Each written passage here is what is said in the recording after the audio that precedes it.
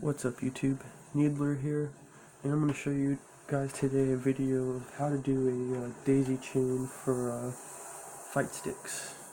Now, as you guys can see, this is a MadcatZ Street Fighter 5 Alpha stick, and you can already probably tell for those of you who know this stick, these are not the original parts in it.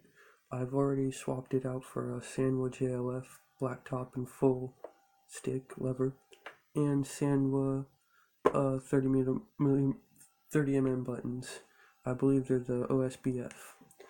These were pulled. I pulled these parts actually from a Xbox 360 Street Fighter X Tekken Tournament Fight Stick Pro that I bought locally for $45, specifically so I could just pull the parts out and sell the stick and recoup the remaining of my money. Because it would be like, you can order all your parts online, Focus Attack, Cade Shop, or Cade Paradise, whatever, but you'll spend $40 or $50 for a parts order, which is basically only, and that's only going to get you like one lever and 6 to 8 buttons or so. But this video today is going to be a two-part video, kind of showing you guys what you need or don't need, depending on how you want to go about modding this. And then the second part video is going to show you actually how to daisy chain this and how to do this. This first one's going to show you kind of everything you're going to need, or like I said, don't need, depending on how you want to go about this. I had some compatibility issues, and that's why I had to wait till today really till some parts came in the mail to do this.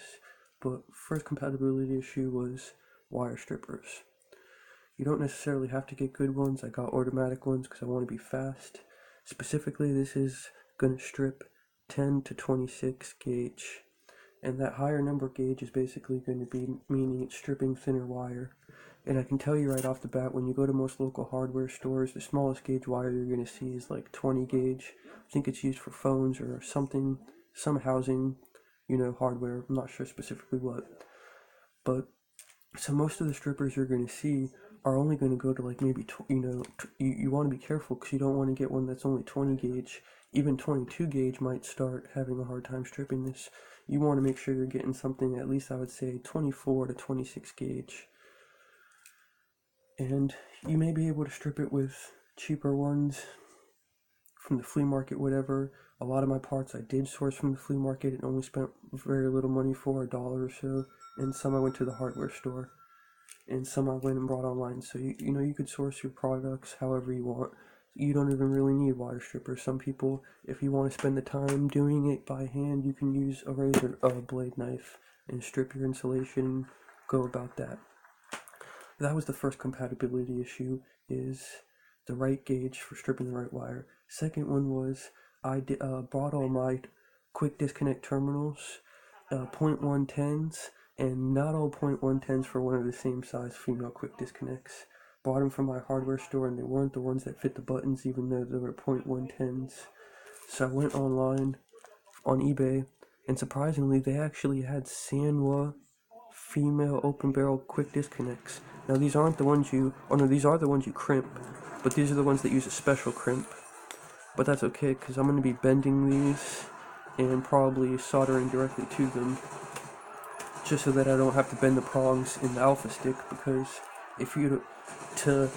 in order to there's not enough space in here to use Sanwa buttons and not bend the prongs on this, which you guys will be seeing in the second part video most likely, unless you guys get like Famitsu PS15s or whatever, short throws they call them, or low profile, because the depth of them are much shorter, and the prongs, then you might have enough space where you won't have to bend those. Instead of bending the prongs on the buttons like a lot of people do, I'll be bending them on these, and then just either crimping it or soldering to it. But this was like $5 for a pack of 20. I knew I was going to need 12 for the Alpha stick, 2 for each button. One for, I guess, a live wire, and one for a ground or whatever. This is the harness. I'll go over this more in my second video, like I said, and explaining everything. But it's going to look similar to this when you first cut it out and you cut the official buttons that are hardwired in there.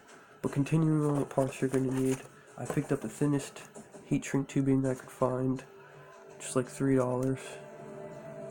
There's the gauge or whatever. If you can find thinner, even better. If you have to go a little bit thicker, that would probably still work too. At the flea market, I picked up a 200 pack of zip ties for $1. Very good deal. Can get expensive. You could pay like $4 or $5 in a hardware store for stuff like that. I picked up a soldering iron, which is my first time soldering iron, using a soldering iron, for $2.50 at my local flea market, along with soldering wire, 2 packs, which was also $2, as you can see. And this doesn't have the rosin flux inside, so you're going to need flux, which I also went and purchased 15 grams on eBay for like $2.50, free shipping. I already used a little bit of this to start soldering the harness, which, like I said, I'll explain that more in another video. That's just some of the solder I was using. Wire, you could basically get this for free. I wouldn't suggest going out and buying it like most people say in their videos. Scrap it from something. You can usually pull it from Ethernet cords if you have old ones laying around. I was able to pull a couple different colors out of here. I was able to pull, I think, a black, a red, a green, and I forget where I get the other colors. I had to get a red. I tried to match it, even though you don't have to. You could use different colors, coming off, just to make it easier and compatible. Try to use the same colors.